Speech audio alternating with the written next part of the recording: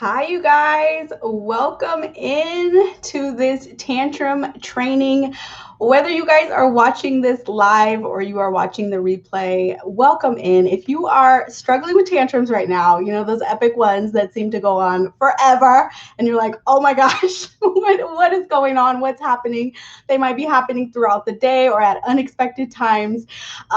Just know I see you and I got you, mama, okay? Or caregiver, dad, whoever, I got you. Help is on the way, okay? So we're going to be talking about so many things today. I'm going to be sharing, what are tantrums, how to understand them, common reasons why children have tantrums, simple ways we can prevent tantrums, and then actually, okay, what do we do in the moment during tantrums? What's our best way to respond, as well as some tips to maintain our composure, if you will, as best as possible. And then we'll also wrap up with some Q&A. So in the chat, you guys, if you can introduce yourselves really quickly, just share your name, share where you're from, maybe the ages of your little ones. I would love to interact with you guys. I hope that more than anything, this can be just a general discussion, a chat, where we can all come together and share what we're going through. So let me see if can I see you guys here? Let's see. I don't see any. How do I look at the chat?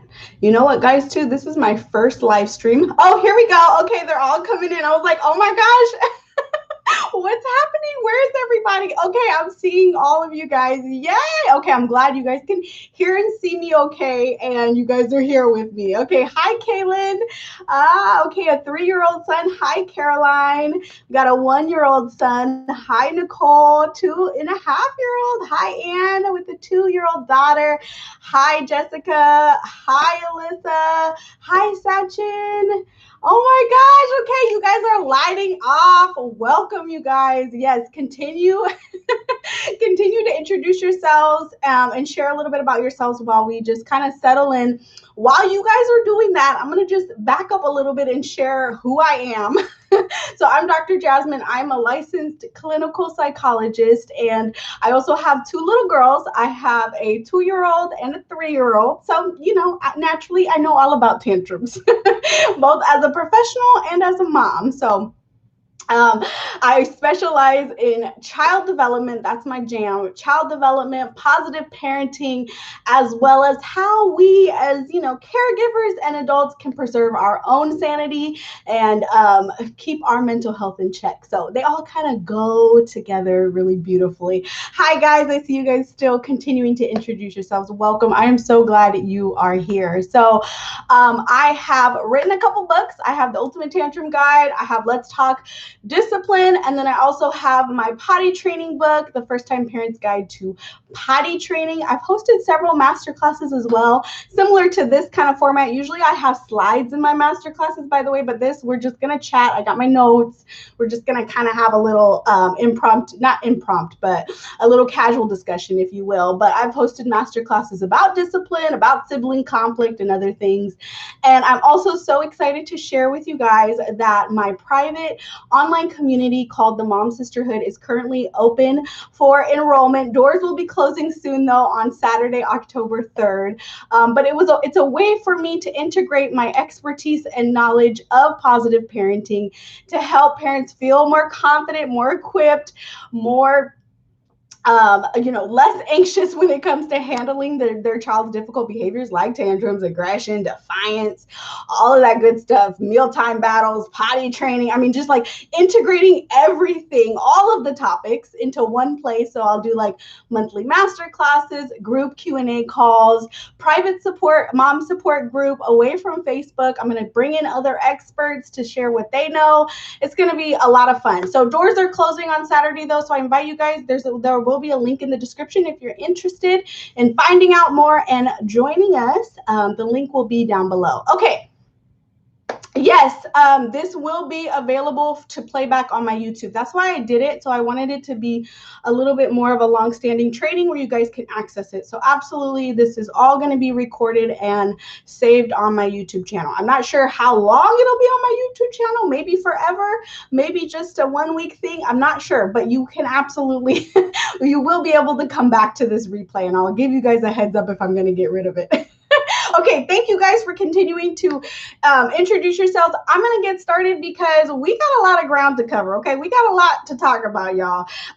Before I get started, though, I want to just quickly say this is for educational purposes only, okay? So while I am a licensed clinical psychologist, this is not meant to substitute the advice from a medical or mental health professional, okay? So after this, if you walk away with more questions than answers, or you still feel concerned, either consider joining my Mom Sisterhood, where I can give you a little bit more tailored support and give you a lot more education.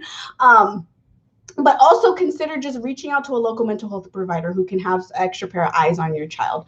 Okay, so let's get into it. Woohoo! I'm excited. I got my little notes here. And what we're going to do Q&A at the end. So try to save all your questions till the end so I don't lose track of them, because I could see this getting a little out of hand in terms of the questions and trying to streamline them. So just try to save all your questions for later. But for right now, give me a 1 in the chat if you are currently struggling with epic tantrums and you really feel helpless, confused, frustrated, overwhelmed in those moments. Like tantrums are really overwhelming for you right now. It's one of your main parenting struggles. Give me a 1 in the chat if that sounds like you. And while you guys are doing that, I want to share with you guys an interesting quote. I might even add this to my Instagram, but it says, to distinguish himself as a person, the child must define a difference, indicate a boundary, draw a line. The easiest way to assert non-dependence, aka independence, is to be non-compliant, to do the opposite of what someone else expects. Hence, whatever the mom or dad or caregiver may ask of the child, he says no. In negativism, there is a declaration of selfhood. I'm going to say that again. In negativism, there is a declaration of selfhood, which is what the child seeks with his defiance. It is the easiest way for the child to declare his separation and assert a modicum of independence. Now, while we're not specifically talking about defiance today, I think that it's really important to keep this in mind. It ties really well into child development, as well as just all of our basic needs for this independence. So especially if you have a young child on your hands, this is what they call like the first phase of this independence, right? We see it again in teen years, but for young children, toddlers and preschoolers, their primary focus at this age is to become independent. They're just now coming into their identity, trying to figure it all out. And so the easiest way, again, like this quote said, the easiest way to assert their independence is to be non-compliant, to do the opposite of what someone else expects. And I think that's really important to keep in mind because, and I'm going to talk about this throughout the training today, our perspective, the way we view things, the way we view our child and see their behaviors, it directly is correlated to how we respond in those moments, right? The two go hand in hand. And so knowing this is why I'm so passionate about talking about child development with parents and caregivers, is because when we know some of this information, we feel less threatened, we feel less overwhelmed in those moments, and we can see it for what it is, right? We can see this as a normal, a healthy thing. So there's some 3 overarching ideas that I want to share with you guys before I get into the actual tantrum breakdown here. But the number 1 idea is that we all, as human beings, every last one of us, have a driving force to feel 2 things. And that is to feel significant, which is to feel powerful and like we have influence over our environment and over ourselves. We can choose and make decisions. We have free will. The second thing is we all have a driving need to be connected with others, to feel loved, to feel supported, to feel acknowledged, okay? And your child is no different than anybody else on this planet. Their driving forces are for attention and for power. Okay. The second overarching idea that I want to share with you guys is we can't control anyone. And I know as parents, we're like, what do you mean? No, I'm the parent. You're the child. Okay. But the fact of the matter is, we cannot control anyone. Have you ever tried to get your child to eat that last broccoli? Have you ever tried to get them to sit on the potty and they're like, no? It's because, we can't force them to do things that they don't want to do. We just can't, unless you want to break their spirit, which I never would recommend. It's really important to know this. And the more that we try to control them, the worse it gets, right? The more power struggles we see. So I want you guys to keep that in mind. What we control is ourselves and the environment. Okay. And I'm going to talk about how we can use that. Doesn't mean we're completely helpless and all bets are off. It just means we need to know and be clear about our role and where we can, influence and have control over things, and where we have to step back and let our child take the lead. Okay. Also, the third overarching idea is that we don't ever want to discipline or punish a child for their feelings, for crying, for having a tantrum, right? Sure, children absolutely need rules. They need boundaries. They need limits, but their emotional responses to the limits we set, or to anything for that matter, should be allowed, and it should even, I would argue, be encouraged, okay? So now, let me back up a little bit. I've been throwing around this word tantrums. But the way I see tantrums, and I know it has a negative connotation, right? But I just use it because, we all know what we're talking about when I say tantrum, right? But the way that I view them is they're an intense emotional expression of emotions. intense emotional expression, right? It means that your child's emotions have gone beyond their ability to control them, right? They're past that point. They've sort of flipped their lid, if you will, and they are in the emotional state, in emotional parts of their brain, right? The frontal cortex, the frontal lobe, that's a part of rational thinking, impulse control, executive functioning, delaying gratification, all that good stuff, right?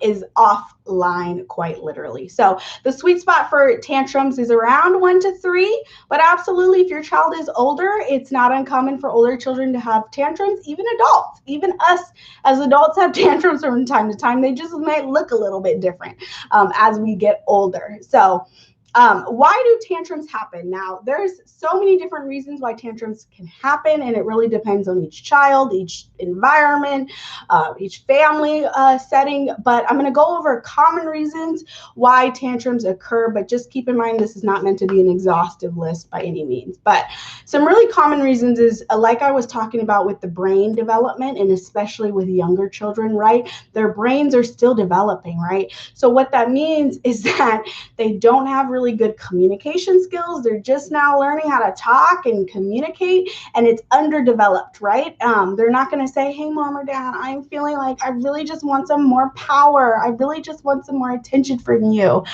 right? No, they're not going to say that. We barely can communicate our needs when we're feeling emotionally flooded. So their communication skills are lagging, and then their emotional regulation skills are completely lagging, right? And actually around this phase, especially for the young ones, they need us to co-regulate with them, right? They need us to help them with this regulation process, which we'll talk about in a second. Another common reason, okay, is that their needs are not met. Their fundamental needs are unmet.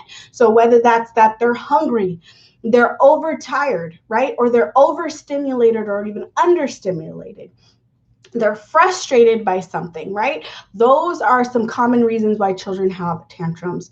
Also, another common reason is that their skills don't match the situation, right? Or maybe our expectations of them don't match what they're able to do developmentally speaking, okay? And then tantrums can ensue. Also, maybe you're mistakenly have reinforced this behavior, and now you're caught in this like a loop of tantrums, right? And it's not that you meant to do this, right?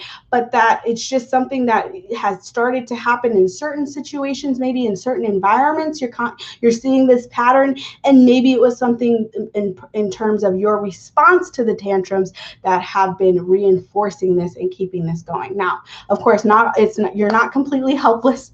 There is hope, okay? It's important just to know you're in this so that we can get you out of it.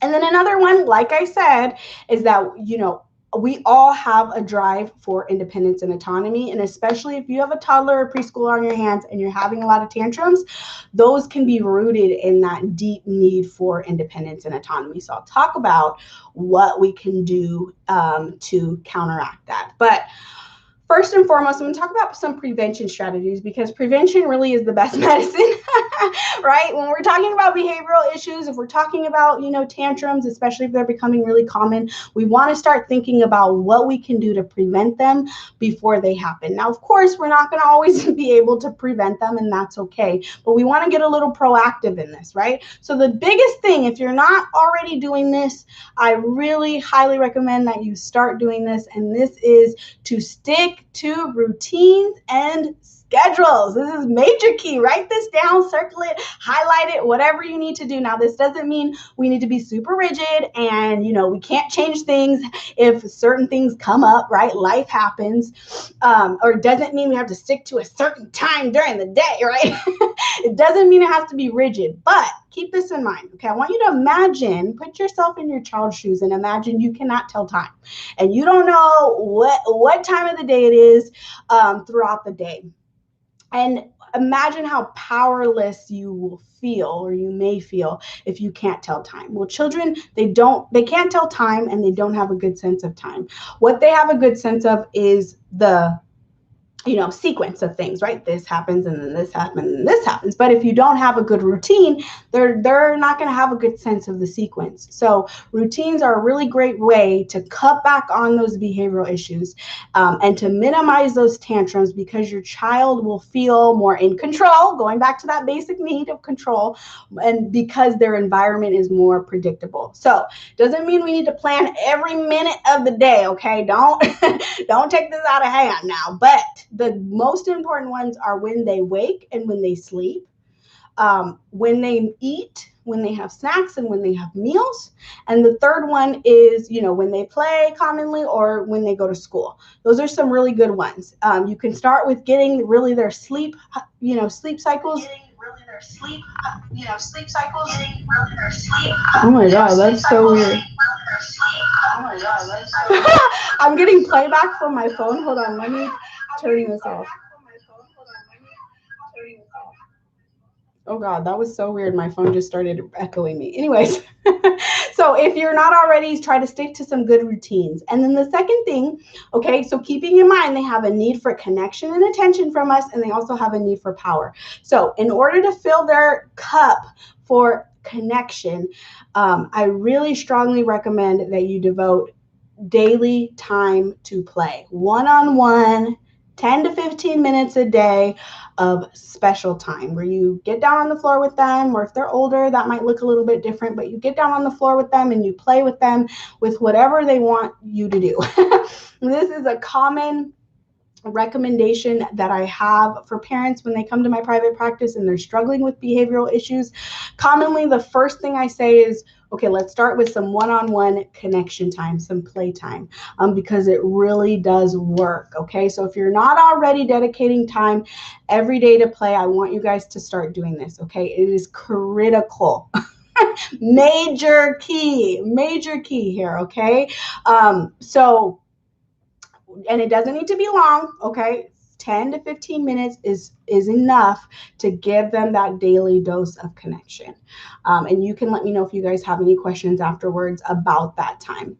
The other thing, okay, going into the power, right? They need to have a good dose of power. A great way to give them this is to offer choices throughout the day. You want to create a decision-rich environment. Not only does this feed into their need for control, but it helps them exercise exercise their ability to make decisions and make choices, right? Which is a really good skill we want our child to learn how to do, right? Is make good choices and make good choices for them, right? This is going to come in handy when they're older. So you want to give them a lot of opportunities to make decisions. This also helps them feel more internally motivated and more, what's the word I'm looking for? Just more valued, right? Like we respect them and we respect their ability to make choices, and that helps them feel more valued, right? And more cared for. So some choices that you can give them are around what snacks to eat, maybe what fruit or vegetable to have on their plate at mealtime, what clothes to eat, right? Do you want, clothes, what clothes to choose for? Do you want this pajama or this pajama? You want this towel or this towel? The timing at which things happen. Do you want to do this in 2 minutes or 5 minutes? Whether or not they want your help or not. Do you, like, for example, it's time to put your shoes on. Do you want my help or would you like to do it on your own, right? Those kind of things. So, instead of rushing in to do it or telling them to do it, it's okay. You have two choices, right? Or where to do certain things, right? It's time to get your homework done. Would you like to do it downstairs at the table or upstairs in your room? Those kind of things. So what you want to do is you want to present them with only two choices. More than two is overwhelming, even for us as adults, right? There's research out there that if we're presented with too many choices, we're just going to feel overwhelmed and not make a choice at all. So don't overwhelm them. Give them two choices that are equally fine with you, and then step away, okay? Step back and let them choose it. So for example, it's time to have a snack. Would you like an apple or would you like some crackers? Okay. It's time to put on your shoes. Would you like to wear your blue shoes or your black shoes?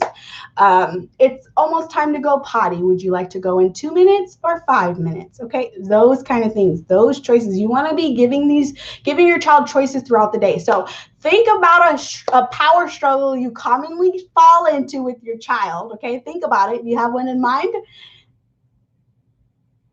Okay, and you can put it in the chat if you think of one. Think of a common power struggle, and I can actually help you guys brainstorm some choices you can give them in those moments. But you want to think of a common power struggle and then ask yourself, okay, how can I give my child more choices, more power in these situations?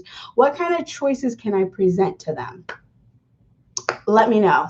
Let's see if there's any in here. If you guys have any, if you have any in mind, I'll just kind of keep tabs on the chat and help you guys go through that. Now, what to do if they don't make a choice or they choose option number 3 and you're like, oh gosh, that's not how I wanted it to go. Then you want to say, okay, since you didn't make a choice, I'll choose for you. Okay, so you choose the snack, you choose the time, you choose the towel, whatever it is. And then you just say, you'll have a choice to choose again. And they'll whine, they'll protest, they may tantrum, and that's okay. But you want to stay firm with that. You want to follow through with that. Oh no, sound issues, Vanessa. I am so sorry you are having sound issues. Mia says there's no audio issues. Okay, good. Oh, Vanessa said never mind. Okay, good.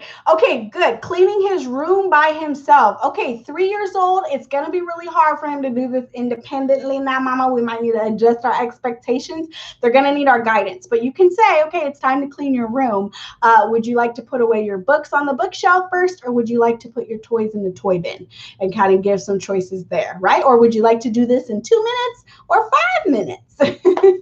That kind of thing. Or what would you like to do after we clean our room? Would you like to do this or that? Okay, great. Let's see, what's another one? Changing out of a PJ shirt and into a regular shirt every morning. Okay, so get them involved in what kind of shirt they want to wear. You could even pick this out the night before, and then give them lots of choices about, what shirt to wear and whether they'd like to try it to do it on their own or whether they would like some help with that. Eating supper, he only wants to eat chicken nuggets. Okay, so meal times are a little different. Okay, I actually think when it comes to meal times, we need to be very clear on our role. Our role is that we provide the meal, we provide what's on their plate, we provide, and we set the parameters of when they eat. But in terms of what they eat and how much of it they eat, that is their job. Okay, that is their body. We want to develop intuitive eaters. So I actually say we want to pull back our drive for control around the process of meals, because we can fall into a lot of power struggles around that. So know your role, keep a lot of healthy options in place during snack and during meals, and then let off. Okay, taking a shower at any time. My little one is 7. I've even let him pick a song to take a bath to. Okay, so taking a shower. Okay, yeah, good. I love that you've allowed him to pick a song. But you can say, would you like to, where should we put the toys? Would you like to put them here or there? Or even just setting, like I've been saying, like the time frames around when to take the shower can be helpful, or what towel to pick out for them. What else? Yeah, I love let them pick out the song. Maybe even just give them 2 options for the song, that kind of thing. Okay, cool. I'm going to move on, guys. I love all of the teeth brushing. We were just talking about this in my stories. Try to make it fun, okay? A lot of you guys had such great suggestions about making it a fun game, infusing their characters that they're really into, whether it's my daughters are into PJ Masks right now and Hatchimals and other kinds of things, but like infusing whatever they're interested in and then acting like the character is actually in their mouth and they have to get them out, right? It's time to get that, pesky PJ Mask out, or that kind of thing. Just make it fun, make it silly, sing songs, allow them to choose their toothbrush or their toothpaste, allow them to do it first and then you come back behind them and do it second. Some moms and caregivers allow their child to brush their teeth for them and then they brush their child's teeth, so it's like this give and take, right? Try to educate them on the importance of teeth brushing, as well as why it's important. And then if they refuse and just flat out refuse, you can say, okay, well, we're not going to be able to have all that yummy candy and snacks and juice if we can't get those sugar bugs or sugar germs or whatever you want to call them out of your teeth. So that's your choice, but we can't, we won't be able to have that. And that would be such a bummer. And usually kids will be like, oh yeah, no, I don't want to stop having all those yummy treats and snacks. What do you mean? Okay. I'm going to get back to my notes here. So the other thing in terms of preventing tantrums, try to say yes more than no. I think we as parents inadvertently, without meaning to, we can tend to say no or turn our child down more than we realize, right? And it's really easy as parents, right? We have a lot of power and control and we can easily just say no and exert our control. But if we're doing this constantly, what you might find is that your child is frequently coming back on you and saying no and engaging in those power struggles. So try just to be mindful of that. And if you need to say no, which, we will have to say no from time to time as parents, try to make it a conditional yes. And what I mean by that is instead of just shutting them down and saying, no, like we can't have that snack or we can't go to the park or whatever it is that they're asking for, try to make a plan of when you can do it. If it's possible. Again, this is not always possible, but when possible, you can say, I hear you. You wish that we could stay out in the backyard and continue to play. That would be so much fun if we could. But right now it's time for dinner. Let's make a plan to play outside first thing in the morning, that kind of thing. And then you just follow through, allow them to tantrum and protest, but make a plan that can help them sort of know what's going to happen next, right? Remember that predictability and that routine, that will help them. Okay, and bonus tip, y'all. I'm throwing in a bonus tip for you guys. This one is major key, so consider writing this down because this is like one of my biggest parenting secrets, and it's called the when then statement. Maybe you guys have already heard of it, but the idea here is when you need your child to do something. I talked about it in my book, Potty Training. So I had the example being potty training. When you need your child to do something like go potty, sit at, I don't know, get dressed, whatever it is that you need them to do, tell them in a when then statement, right? It's when you go potty, then we can get a snack, right? When you go potty, then we can go outside and play, right? When you go potty, then we can have our yummy meal, which we're having spaghetti and blah, blah, blah, blah, blah, right? So the idea is that you're setting up a parameter and it's very clear what you need them to do, and when they fulfill that, what's going to happen. Now, some important things to keep in mind. The then, the then part of the statement needs to actually be something they're excited about, right? So usually this works in really handy when it's time for a transition, time for something that they're looking forward to, whether that's screen time, a snack, toys, playing outside, going to the park, whatever it is. They have to be like genuinely excited for this or it doesn't really work that well. And you have to say it calmly and matter of fact, right? You can't be too emotionally invested in this, and they're going to sense that, and then they're going to be like, no, I'm going to exert my power and control, and I'm not going to do that, okay? So you have to say it calmly. You have to be nonchalant about this, right? It's just, okay, when you do this, then this happens. Your choice. And then you want to back off. You want to even walk away, step away, and just give them that opportunity to make that choice, okay? And you want to stay firm and follow through, okay? So if they don't actually go potty, then they don't get whatever it was that you said, right? If they don't actually do what you have instructed them to do, then of course they don't get that. That then component, the privilege. Okay, and then avoid repeating and reminding them. This is all too easy, right? They start pleading with us, or they start asking questions or dawdling, and then we fall into reminding them, repeating. You don't want to do that, okay? You want to say it once and then step away and let them choose the decision that they want to make, okay? So really good, when then. And it's not if then. It's not if you do this, then this. It's when you do this, then this happens, okay? Really key. Really key here. Sorry, I'm going back to the comments here. Okay, cool.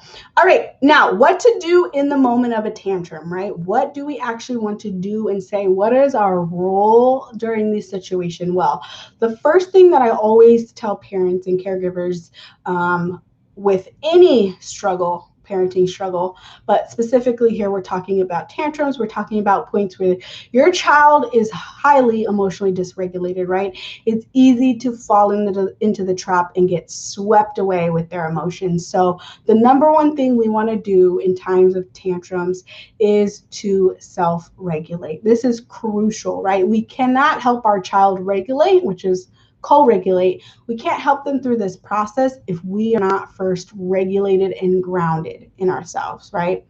And I'm going to talk a little bit about how we can sort of do that, some practical tips on how to be grounded more in these moments, because it's really hard, but that's the first step.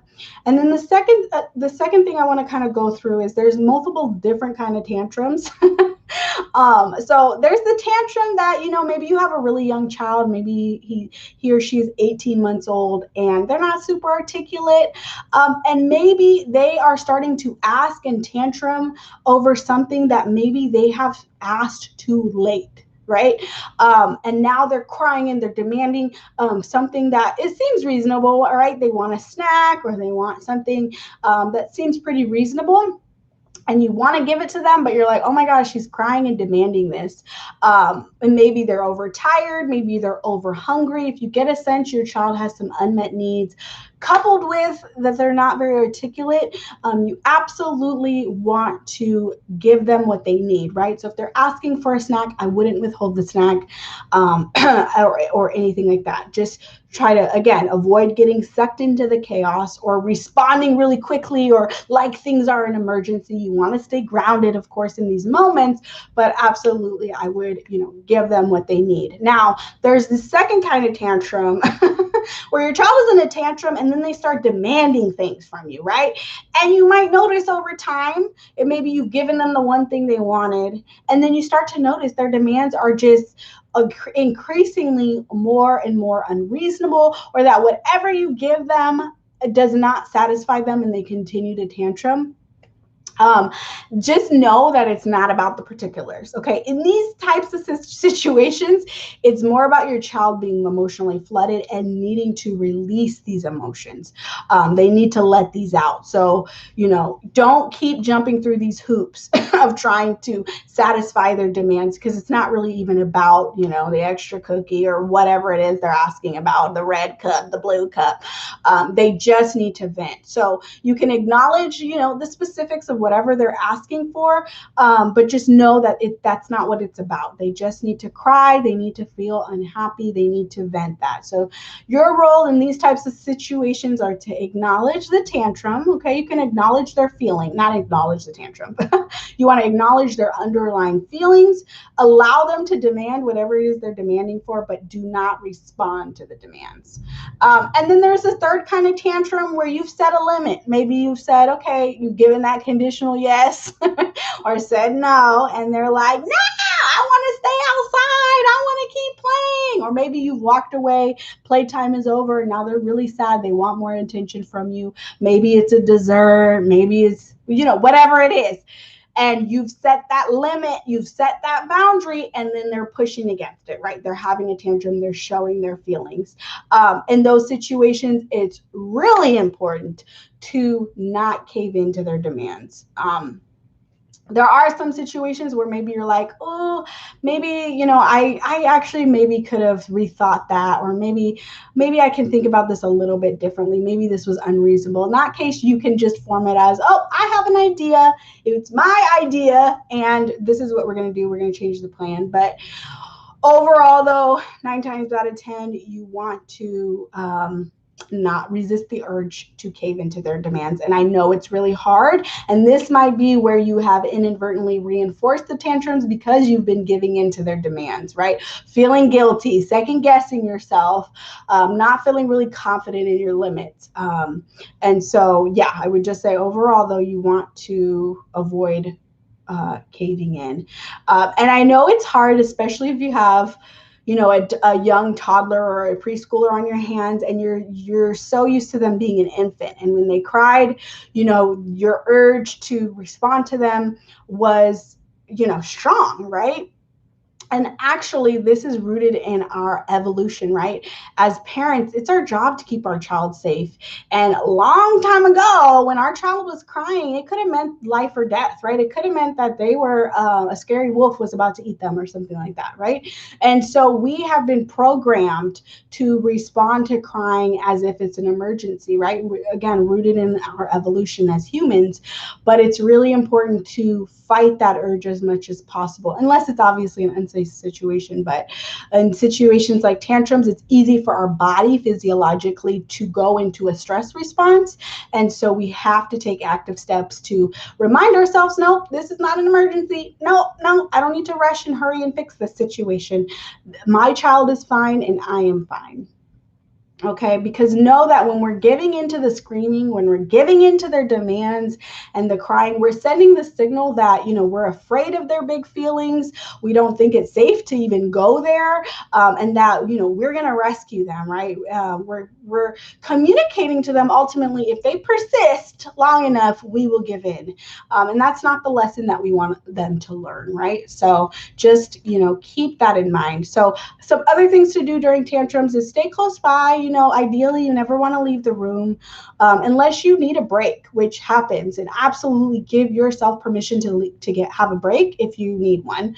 And just let your child know, though, where you're going, right? And that you'll be back. You never just want to kind of sneak out of the room or run away, even though I know everything in your body is like, get me out of this situation. This is awful. And you also want to try to connect with them, even if you're busy with something else. It doesn't necessarily mean you need to stop what you're doing every single time and, drop everything and connect with them. You can connect with them through your demeanor, through your communication, through your overall energy of I see you, right? Your connection is about letting your child know they are seen and validated, right? So it's about not trying to talk them out of their feelings or tell them that they shouldn't feel the way that they feel. So offer touch if they feel, if you're able to do so and they're up to it. We never want to offer touch when they're not ready. We want to respect that boundary. And then offer some empathy, right? Validate their emotional experiences, but know that commonly, and research has substantiated this, a lot of times the more we talk, the worse it gets, right? So the less is more during tantrums. We want to avoid asking them questions, talking, trying to reason with them. They cannot reason, okay? They're, like I said, this part of the brain that's part of reasoning is offline, okay? They cannot be talked out of their feelings. So it's not our job to try to like teach them a lesson or whatever, right? It's all our job is to stay calm and then to help them come back down to baseline. And really all that help looks like is just being that calming presence that they need and not trying to fix their feelings. Okay, before we get into questions, and then, okay, and keep in mind, I try to hold your questions until the end just so that I can keep track of everybody's questions. But before we get into questions, I want to share some quick tips on staying grounded in these moments because I know it's easier said than done a lot of the times. And this is going to take a lot of practice on our part. Because children are experts at pushing our buttons, right, and getting us riled up. Remember, it is an incredibly powerful experience for a little one to get a big old adult all riled up, right? And really testing limits is an impulsive behavior, but it can also give them that dose of attention, right? We're giving attention, even if it's negative attention, they're still getting attention from us. And it's giving them power, right? They feel in control in these situations if we're getting riled up. So just keep that in mind. But what you want to do is you want to keep your perception in check. Remember what I said earlier, right? Our perception is everything and determines how we respond in these moments. So some things you want to keep in mind is you can't control other people and their feelings, not even your child's, not your spouses, not your family, not your friends. All you have control over is yourself and your environment. And it's not your job to keep your child happy all the time. These are things you want to remind yourself, right? That's not my job. My job is not to keep them happy all the time. It's okay if they have big feelings. Conflict is not bad, and it's okay for my child to have big feelings. Now, if you were raised in a home that did not believe these things, right, where you were shamed, you were punished for having feelings, for having tantrums, for pushing back on your parents' limits, if you were shamed for this or even scolded or punished or hit, then it's going to be very hard to reprogram this, right? It's going to be easy to believe, nope, conflict is not safe, right? It's not safe to have big feelings. This is bad. This needs to be stopped. So it's going to take a lot of rewiring to reprogram this belief that you have come to have. A big part of this also comes down to breathing. And I know that sounds so cliche, just breathe, but breathing has really powerful implications, not only to our psychological well-being, but to our physiological state. Like I said earlier, tantrums can send us into this fight or flight state where we're in a stress response, right? Where our frontal cortex is not online and our emotional brain has taken over. So breathing helps to calm our emotional brain and bring back some good thinking. So you could do the 5, 5, and 5. There's lots of different ways to do deep breathing, but you can do 5, 5, and 5, right? Breathe in for 5 seconds, hold for 5 seconds, and then breathe out through your mouth for 5 seconds. So you're breathing in through your nose and breathing out through your mouth. It can be very powerful to bring yourself back down to baseline. Also, like I said earlier, give yourself permission to take breaks, right? You want to model for your child what it looks like to get overwhelmed with big feelings and then how to take care of yourself. This is a good teaching moment for them, right? Have some good mantras on deck. Our self-talk is so important during these moments. So some good ones that I have, and you can feel free to share in the chat some ones that you commonly tell yourself, but this is not an emergency is a good mantra to tell yourself. This is not an emergency. This is not an emergency. Second thing, I can handle anything that comes my way. I've got this. I can do this.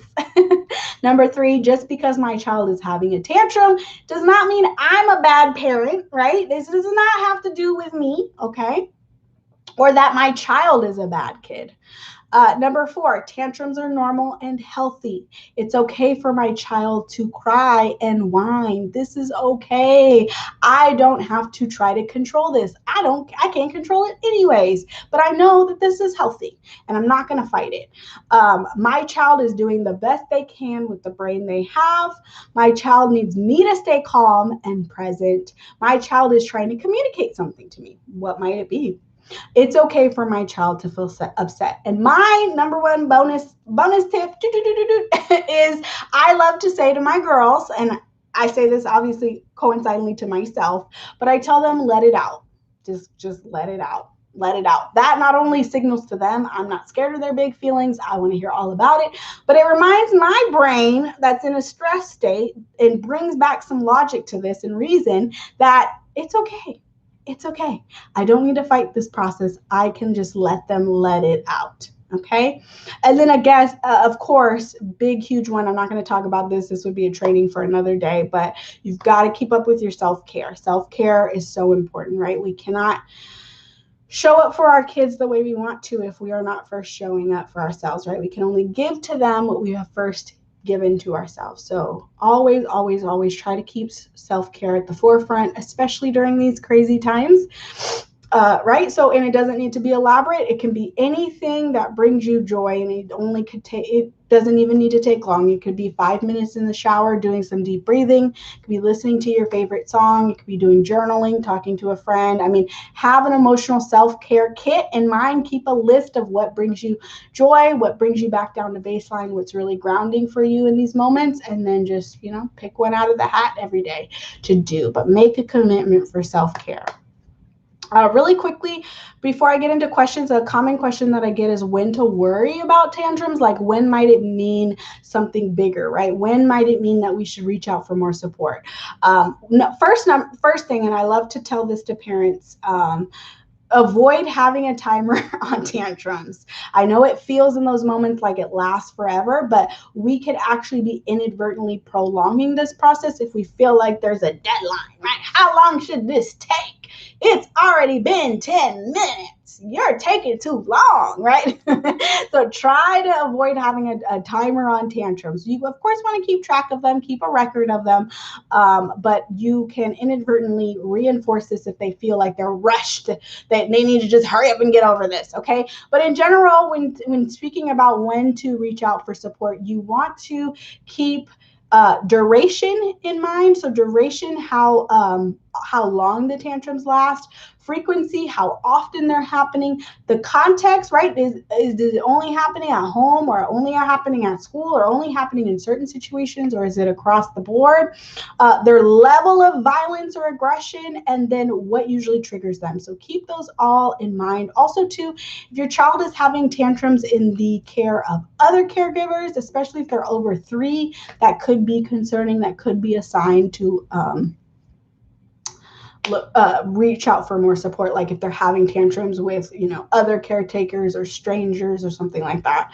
Also, so I guess, like, if you want to kind of have a number in mind, I would say if they're having more than 5 tantrums a day, or the tantrums are lasting like 30 minutes or more, that's probably a good sign to reach out. Whether or not it means your child has a serious problem, if it's happening that often, or if it's going on that long, it might mean that you're feeling really maxed out. You're probably really maxed out by this point, right? Really overwhelmed. So absolutely don't hesitate to reach out for support. So therapists commonly have a free 15-minute phone consultation where you can just kind of pick their brain, tell them what's going on, and ask them questions, ask them about their approach. And absolutely, if you want more guidance, if you want more support with your parenting, and you want to feel less anxious, less overwhelmed, more confident, then absolutely consider joining the Mom Sisterhood, where you will have access to more education. You'll have monthly classes.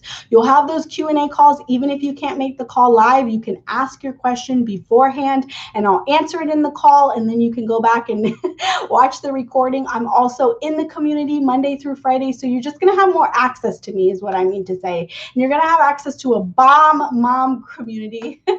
We already have so many many amazing moms there introducing themselves, asking questions from each other, supporting one another, sharing their experiences. I mean, it's been beautiful. And so doors close though this Saturday. So do join if you have that interest. There is a link in the description if you want to check out more and find out how to join.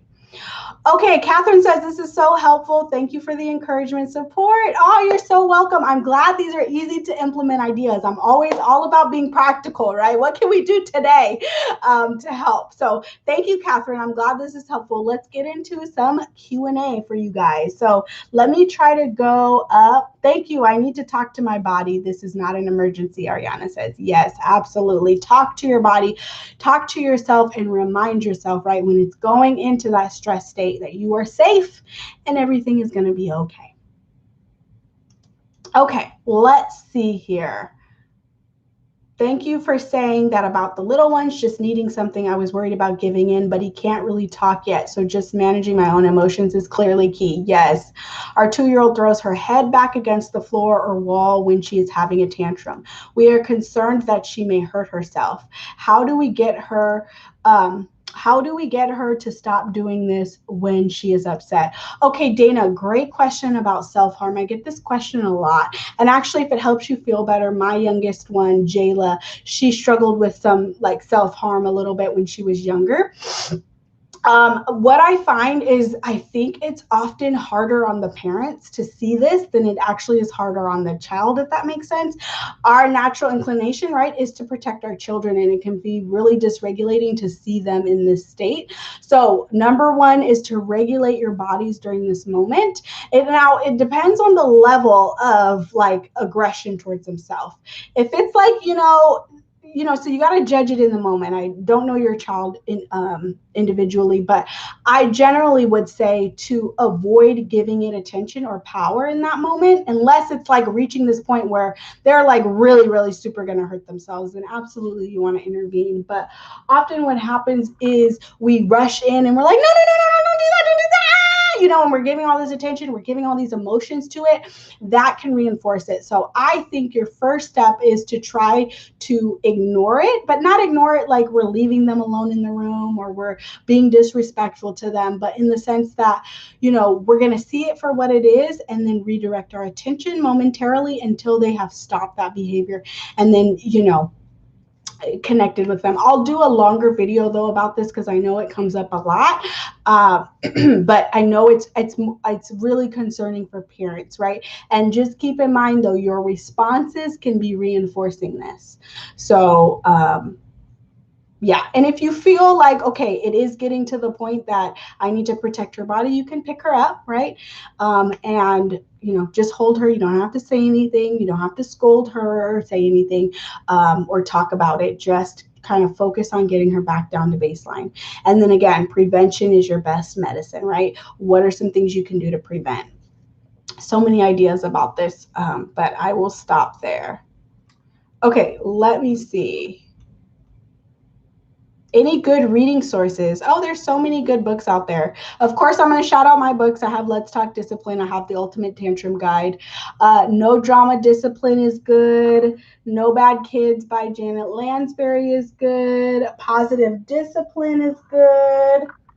So many good books. Also on my website, I have a whole list of parenting books I recommend, so you can check that out as well.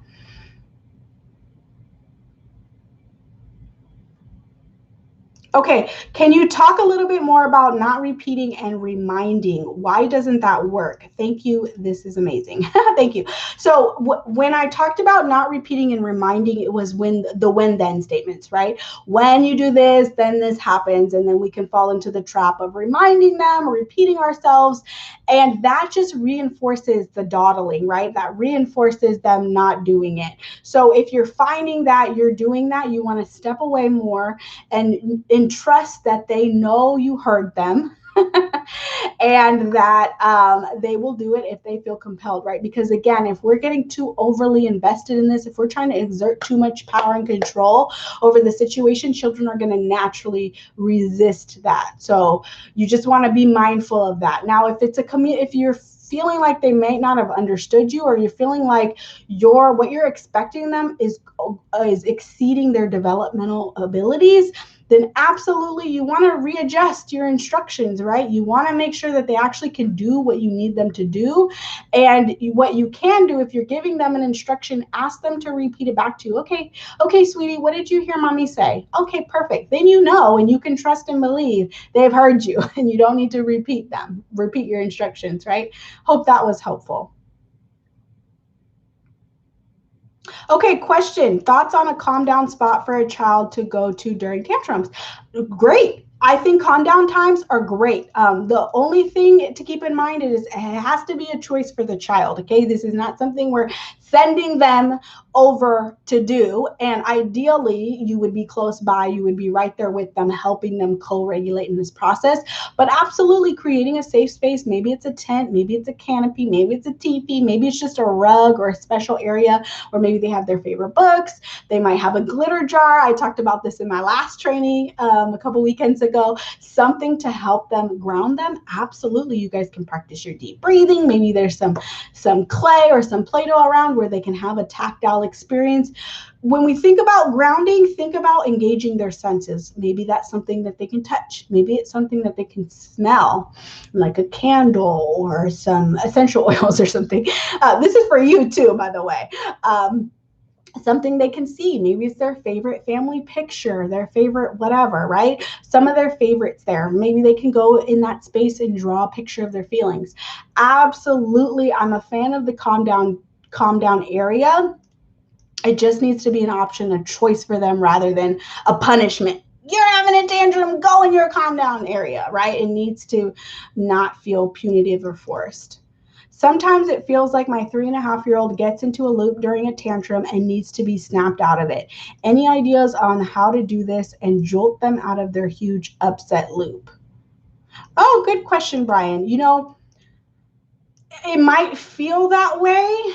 So my one thing, and I don't have an example from you, right, of like what you're speaking about in terms of this feedback loop, but it can be so easy to feel like we need to do something in these moments, right? We need to interject and exert and do something to change it, right? We need to stop their feelings. We need to stop this tantrum.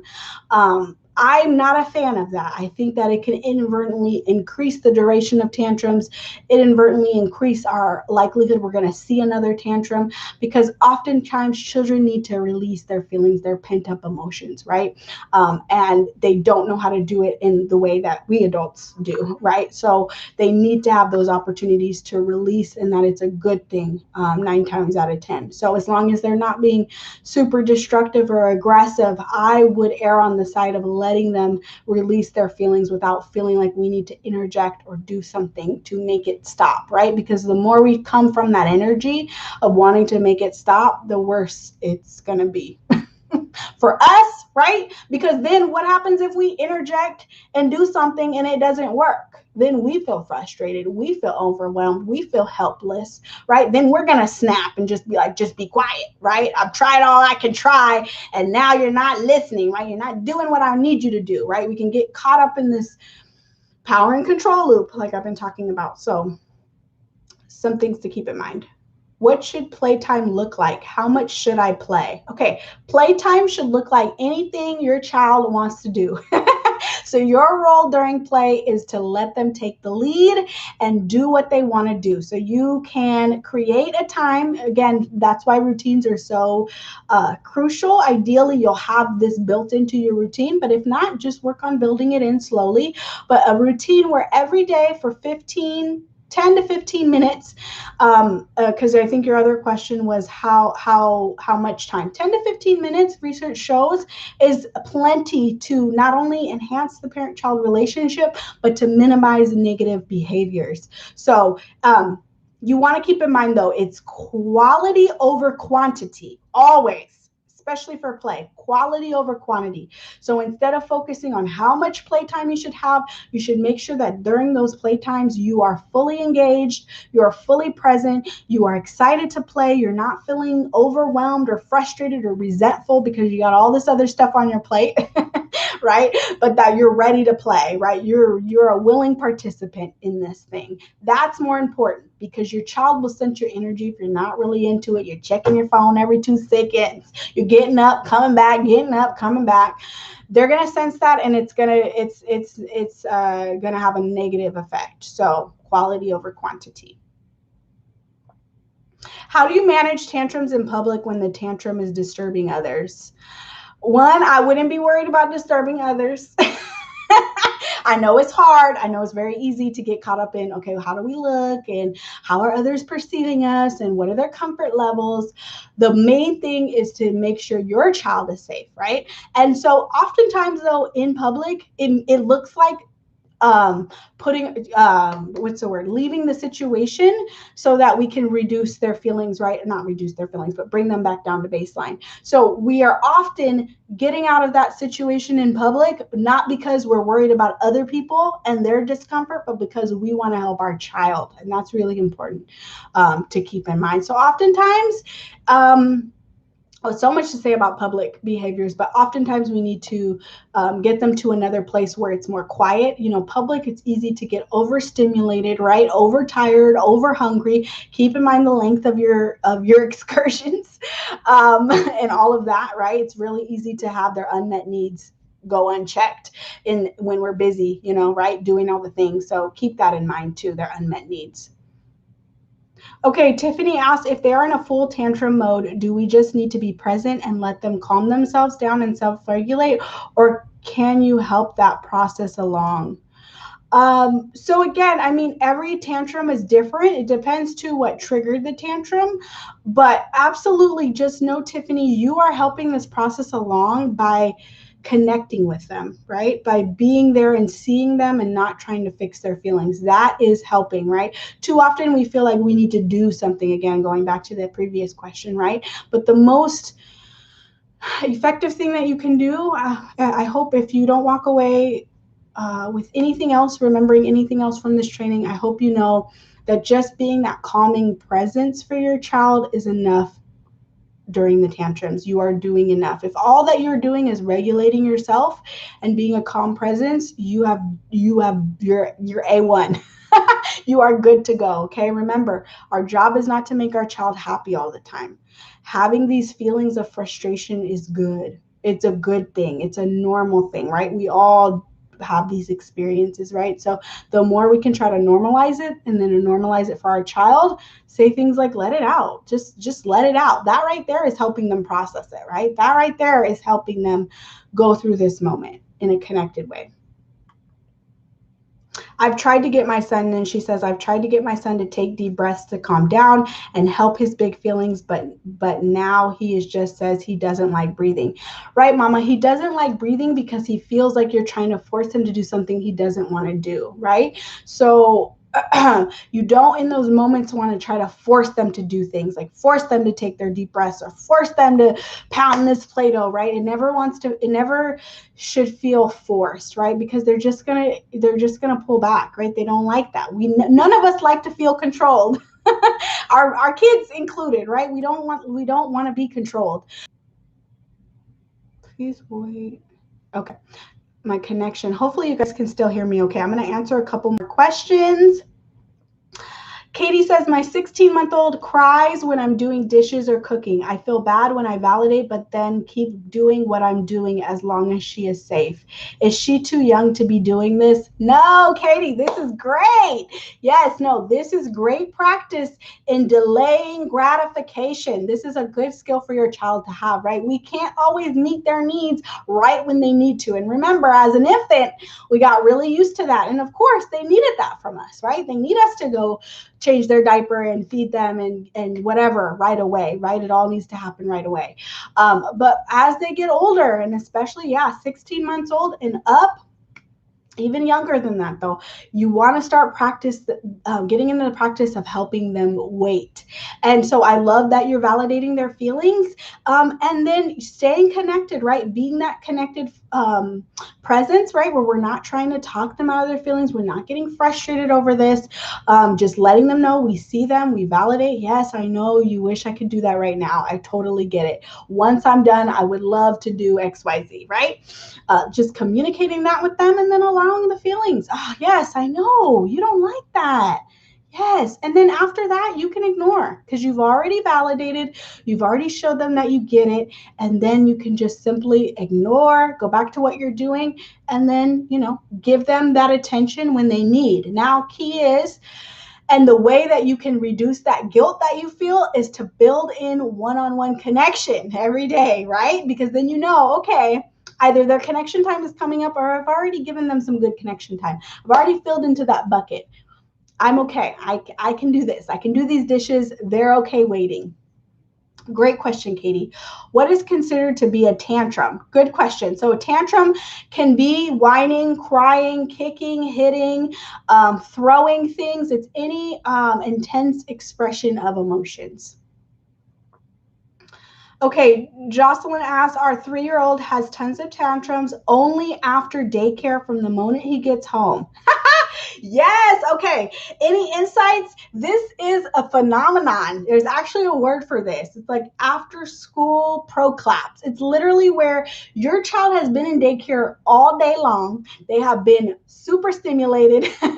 They are around so many noises and sounds, and their peers and the teachers. There's so much going on, and they are tired. They are often hungry. They have those unmet needs. And so this is a common response to just being a long day. So I would say focus when you get home on connecting and meeting those needs. That should be your first line of defense. Even having some good snacks ready in the car, if your child is allowed to eat in the car. But having those, being prepared to meet those unmet needs. Know that they are super tired. They're ready to eat and go to bed commonly. So yes, even consider moving up their bedtime if that feels appropriate.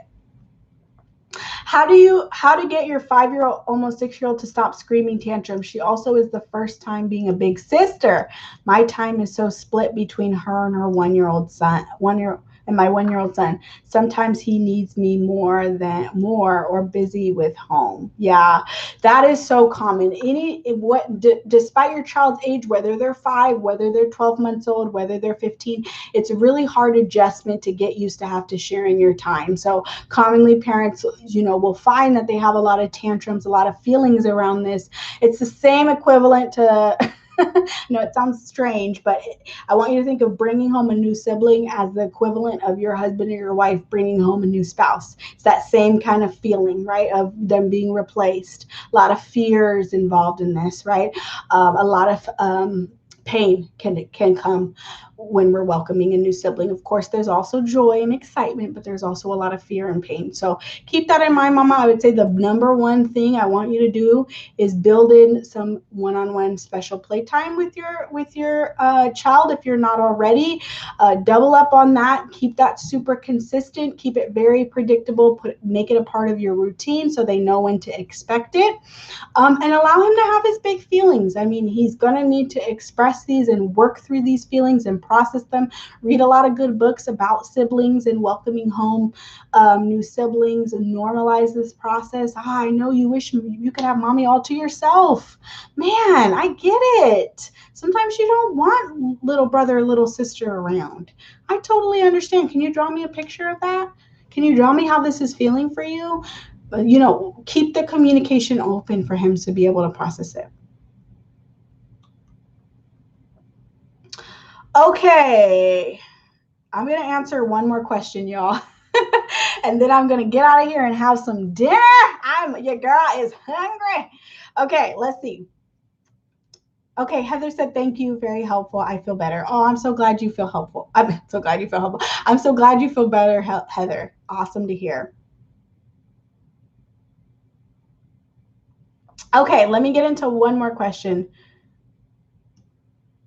Okay, good. What do you do? What do you say when they keep doing something dangerous and having a tantrum when you try to stop them or take it away? Because in that case, it is an emergency, so they do not hurt themselves. Oh, good question, Gail. If in the chat, can you give me an example of what they are doing that is dangerous or unsafe in that moment, and then I can give you some kind of tailored ideas.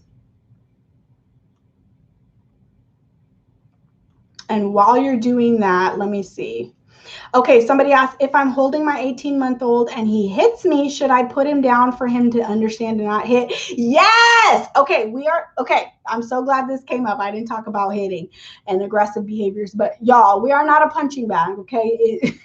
When our child becomes aggressive, our number one priority is to protect our bodies. This is a very good lesson for your child to learn on body safety and boundaries. They need to know that there's a consequence when they hit somebody, and that consequence is that I'm going to move away from you and I'm going to protect my body. So all you have to do, and again, you want it, I know this is triggering, right? Nothing knocks us off our balance as parents is that aggressive behavior, but you want to, again, regulate yourself, calm your body, get grounded. But in that moment, you want to put them down, absolutely, and just say, I can't let you hit.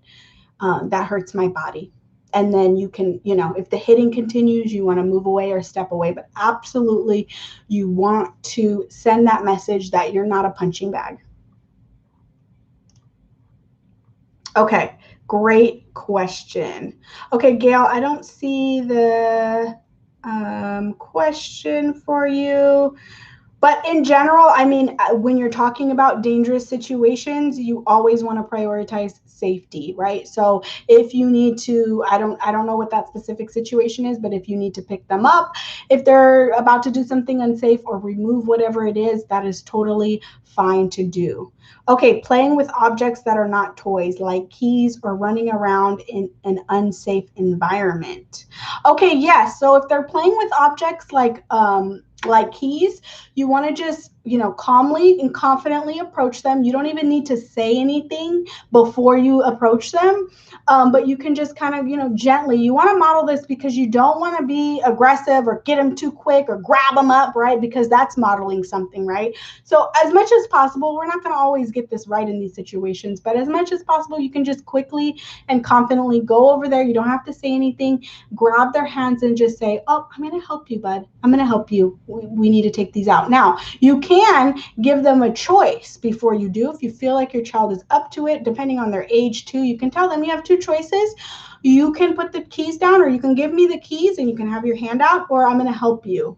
And then you'll know in the next couple seconds what their choice is. And if their choice is to keep the keys in their hands, then you can just calmly and confidently go over there and say, okay, bud, I'm going to help you.